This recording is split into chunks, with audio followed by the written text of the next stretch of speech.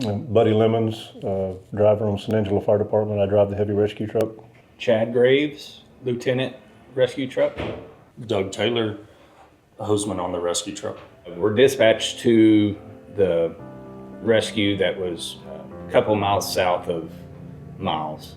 And when they initially got there, the water was probably 3 foot lower than when we had actually made contact. So it might have still been moving as fast, but it was not as high. We're guesstimating from where I was attached to the rope to the bottom of the creek, we're probably in 12 foot of water. He said, it's moving fast, we need a boat or something that we can get in the water with. And that's when I went back to get more gear and make a game plan on what to do. We are very lucky that they already had a rope prior to our arrival that was stretching the main body of water that we were gonna have to cross. And so Buddy was able to tighten that rope up enough to give us a good high line above the water so that he could secure himself onto that rope and make his way across.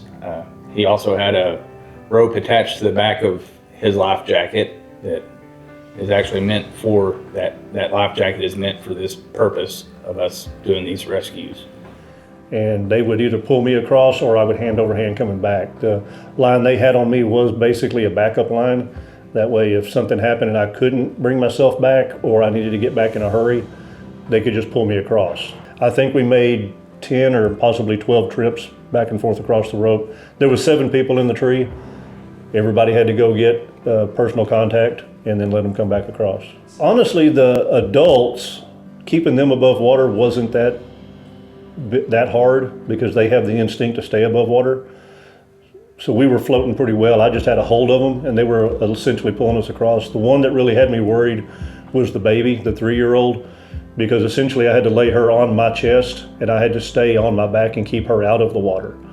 So that was the one that I was more worried about, was her. Now everybody that came across was clipped into the main line with me. So even if I lost contact with them, they were still attached to the main line and we could have got back out to them. But I didn't want to lose a 3-year-old. That was one that, she doesn't have the instincts to know how to float or a grip. And that was the one I was more worried about, was coming across with her. But once we got her to the end, everything else was pretty smooth. It's kind of really a surreal moment, because at 7:45 we got a call for a water rescue. We know it's been raining for 2 days, so this might be real, we don't know.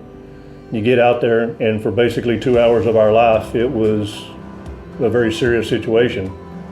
Everybody made it out, everything went fine, and then we come back and 3 hours later we're sitting at the station like it never happened.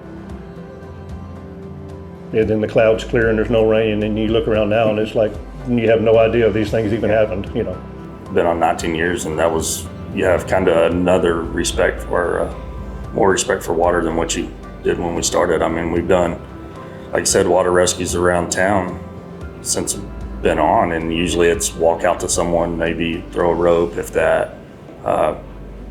This was on a whole nother level.